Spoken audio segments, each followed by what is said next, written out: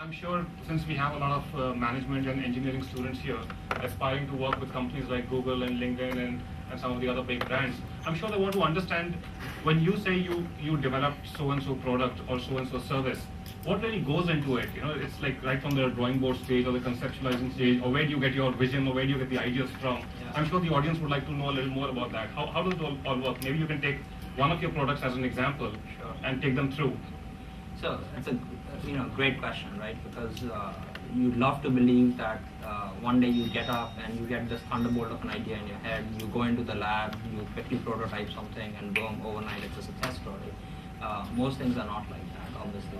For people who are running their own companies or starting their companies here, you know that. The way it works is it's a pretty long, painful process. You come up with an idea. So let's say Google Mobile Maps, which was the first mobile product that we launched at Google, and it was a long drawn process. It's the most successful mobile application in the history of mobile anywhere in the world right now. It has, I can't tell you the exact numbers, but it's got millions and millions of downloads. And it's that way because it's one of the most powerful products, and it's something you need when you walk around. I've used it in sort of the deserts of Rajasthan here, and it tells me where I am and it gives me location.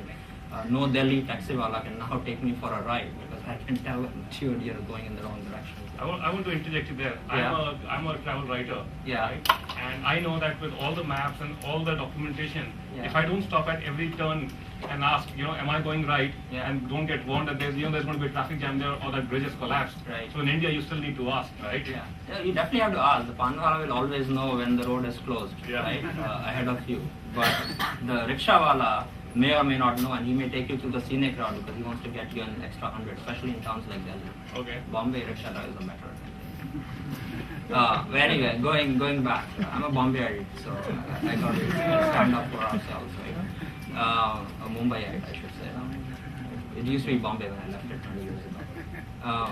So what we did was as follows. We knew that Google Maps was very, very successful and had some very key characteristics on the web, but you couldn't just take that product and fit it on a 1-inch by 1-inch screen on a mobile device and make that very successful. So we did extensive user research. We also built some early prototypes that we played with. And generally speaking, for a consumer product, it's easy because everyone around you is a consumer.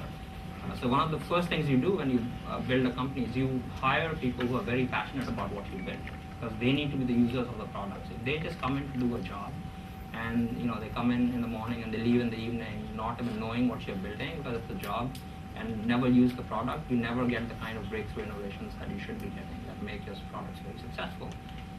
So the folks who were building this were very passionate about this space, and I used to carry like 3 or 4 phones at that time, and we try them on different things. I got my 10-year-old daughter hooked on it, and she'd give me feedback, and you get them from every direction.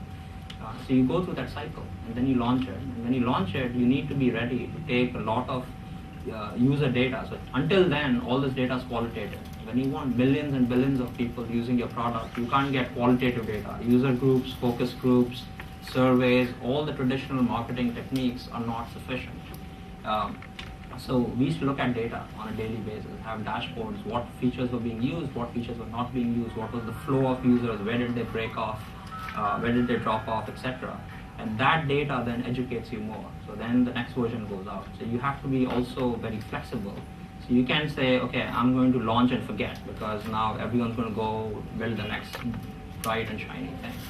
And that's how the product development process works. And it's a long process, but when you finally have a hit in the market, it's tremendously rewarding.